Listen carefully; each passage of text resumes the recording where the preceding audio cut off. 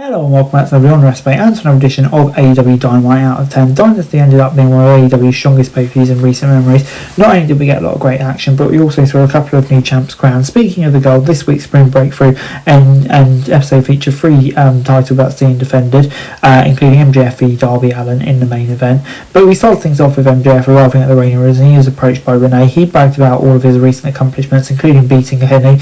Don Callis congratulated him and apologised for the injury thing.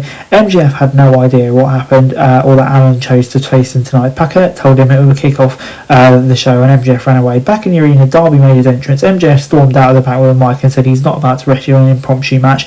Allin took the mic and said if he's not ready now, he never will be. He talked about sacrificing blood for the company and how he started his career just 10 miles away at the Buddy Wayne Academy. Danielson stood up to get a message from Tony Khan and said it's unfair that MJF was wrestling unprepared, so it'd be in the main event, and if he refuses, he'd be stripped of the title. A very entertaining way to open the show and hype up the main event later. It only took 11 minutes and accomplished everything it needs to do, and obviously set up a big main event. But the first match was an ever-angry Tommaso Ciampa taking on Desmond Xavier down and staring him and stomping him in a mud hole. Myron Woods and Zachary Wench watched from ringside as the Psycho Killer did everything he could to take out his frustrations following his loss in the TNT title match at Dynasty. Xavier was able to bounce back and get in some great offense, but it felt like Ciampa was controlling the pace a bit more throughout the match. He played a good base for all of Xavier's high-flying moves. Ciampa ended up scoring the pin with a brutal running knee that Xavier sold beautifully. He gave a promo after the match about wanting all the gold and said whoever leaves as the world champion tonight will have a target on their back, which is interesting. I don't think he'd go that high, but yeah, 6 out of 10. Move on into FTR, who went out after the break to discuss beating Cope and Cage.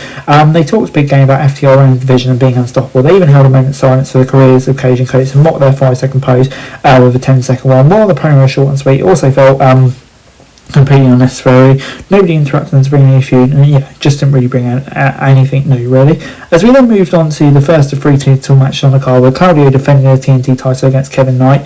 Knight caught Castagnoli off guard with a sunset flip to get the match going, but once the Swiss Superman recovered, he took it to his opponent. While their styles are different, both men are very physical wrestlers, so they were able to blend their offense to make it an enjoyable fight. Even with Castagnoli's age and experience, it never felt like Knight was a huge underdog. After a solid back and forth contest with no interference or shenanigans, Knight got the win to retain the title, giving a promo to his home crowd of Washington and gave props to Castagnoli for a good fight. And yeah, like I said, it was a good fight, and yeah, Knight's clothes on off the top looked great. So I'm going to do a 7 out of 10. As Jericho joined Renee in the ring for an interview, despite losing to Ricochet at Dynasty, he seems to be in good spirits and smiled as the crowd chanted his name. He said even though he wanted to outnumber 3-1, he wanted to congratulate Ricochet on his win. This is when the demand made its arrival on the stage. Ricochet said he respects Jericho but couldn't pass a chance to beat him with his own line, so he threatened and demand to beat up Jericho every week until he shows up, so he may as well just quit. Jericho called him bald repeatedly as he taunted him and challenged him to come to the ring for a fight. Ricochet told Leona and Khan to stay on the stage no matter what happens, and when he went to the ring and began fighting with YTJ, as expected, they eventually joined anyway. Nobody came to Jericho's hut, so he's left lying in the ring, and you know, it's an easy way to continue the feud, which I'm not against. As we then moved on to Will Ospreay favouring his left arm as he took off his jacket prior to his match against the CMLL World Champ Hechicero. Billy Goat may be known as one of the best flyers, high flyers, but he's also capable of wrestling more technical when needed, so he and Hechicero had no issues finding their groove right out the gate. Xavier was shown watching from the crowd as the technical wizard began to go after Ospreay's previously injured neck. The crowd chanted for Ospreay to make a comeback. A good performance from both, but Ospreay having to say a couple of injuries prevents them going full throttle. They had the doctor check on Ospreay after a special brutal attack on his nose, but yeah, the aerial assassin found enough time to hit the hidden blade for the win, clearly feeling every second. He stared down Xavier and Nicole when he was done, but Mark Davis attacked him and hit a pole driver from behind. I'll give it a 7 out of 10. I think good next feud for Ospreay, and yeah, decent match.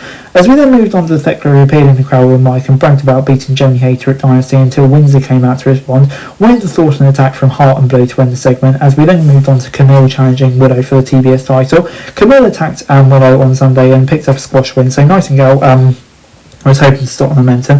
They were already throwing punches before the ref had a chance to start the match. The champ was aggressive and took Kamille to the corner and slammed her head into the turnbuckle several times. Both of these women could be classified as powerhouses, but Willow had the power advantage. Still, the form of muscle from Mercedes Moné doesn't make it easy for her. Most of this bout was good, but there were a few moments when it felt like they slowed down the pace a little too much. And much like Ospreay, Willow selling an injury kind of forced them into that certain kind of fight. The Baby Power sneaked out the win to retain her title against Kamille. I'm going to 6 out of 10.